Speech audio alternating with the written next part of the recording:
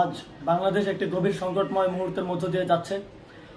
এখন পর্যন্ত আমাদের প্রাপ্ত খবর অনুযায়ী আওয়ামী লীগ, ছাত্রলীগ, যুবলীগের সন্ত্রাসীরা গুলি করে কুপিয়ে প্রায় 30-এর অধিক শিক্ষার ছাত্র জনতাকে হত্যা করেছে এবং দিন শেষ হতে হতে এই সংখ্যাটা কোথায় গিয়ে দাঁড়ায় আমরা জানি না।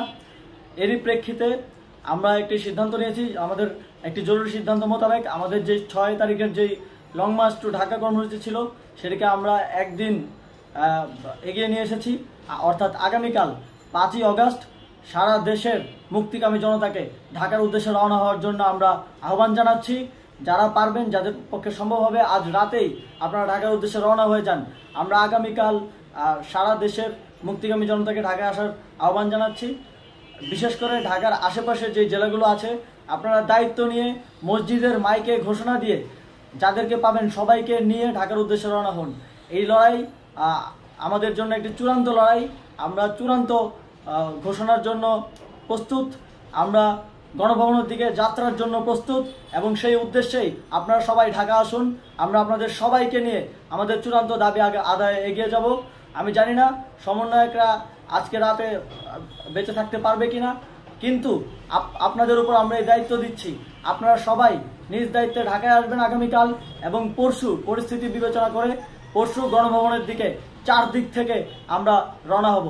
আমরা খুব আতঙ্কের সাথে লক্ষ্য করছি যে ছাত্রলীগ, যুবলীগ এবং আওয়ামী লীগের গুন্ডারা পুলিশের অস্ত্র দিয়ে পর্যন্ত সাধারণ জনগণের উপর হামলা করছে।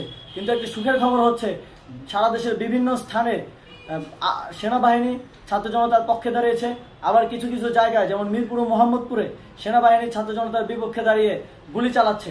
আমরা সেনাবাহিনীর প্রতি আহ্বান জানাতে চাই, আপনারা এদেশের নাগরিক এবং আপনারা এদেশের নিরাপত্তার দায়িত্বে আছেন, এদেশের জনগণের যানবাহনের নিরাপত্তার দায়িত্বে আছেন। আপনারা দেশের পক্ষে এবং দেশের জনগণের জন্য কাজ করবেন। কোনো খুনি সরকারের জন্য, কোনো খুনি রাজনৈতিক দলের জন্য কাজ করবেন না, এটি এদেশের জনগণ আপনাদের থেকে প্রত্যাশা করে। আমাদের এই আন্দোলনে সম্পূর্ণ সমর্থন দিয়ে হয় নিরপেক্ষ থাকুন অথবা এই খুনি বাহিনীকে, সরকারের খুনি বাহিনীকে প্রতিহত করুন, তাদেরকে যথাযথ শাস্তির আওতায় নিয়ে আসুন। যেই কারফিউ সরকারের পক্ষ থেকে ঘোষণা করা হয়েছে, আমরা স্পষ্টভাবে বলতে চাই সেনাবাহিনী এই ধরনের কোনো কারফিউ বাস্তবায়নের জন্য মাঠে না নামে। যদি মাঠে নামে তাহলে সেনাবাহিনী স্পষ্টভাবে অফিসিয়ালি জনতার বিরুদ্ধে দাঁড়াবে। আমরা চাই না সরকারের এই ষড়যন্ত্র সেনাবাহিনী পা দিক। সেনাবাহিনীকে জনতার বিরুদ্ধে দাঁড়ানোর যে ষড়যন্ত্র সরকার রচনা করছে সেটিতে সেনাবাহিনী পা দিবে না, এই বিশ্বাস আমরা রাখতে চাই। আওয়ামী লীগ আজ সারা দেশে তাদের খুনি বাহিনীকে নামিয়ে দিয়েও ছাত্র জনতার প্রতিরোধের মুখে টিকতে পারেনি। রাজপথের পরাজিত শক্তি হিসেবে তারা সেনাবাহিনী সহ অন্যান্য বাহিনীকে আমাদের বিরুদ্ধে কাজে লাগানোর চেষ্টা করছে।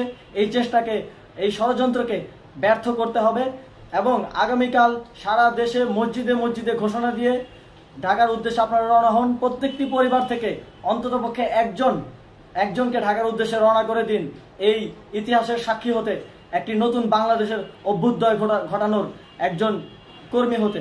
ধন্যবাদ সকলকে।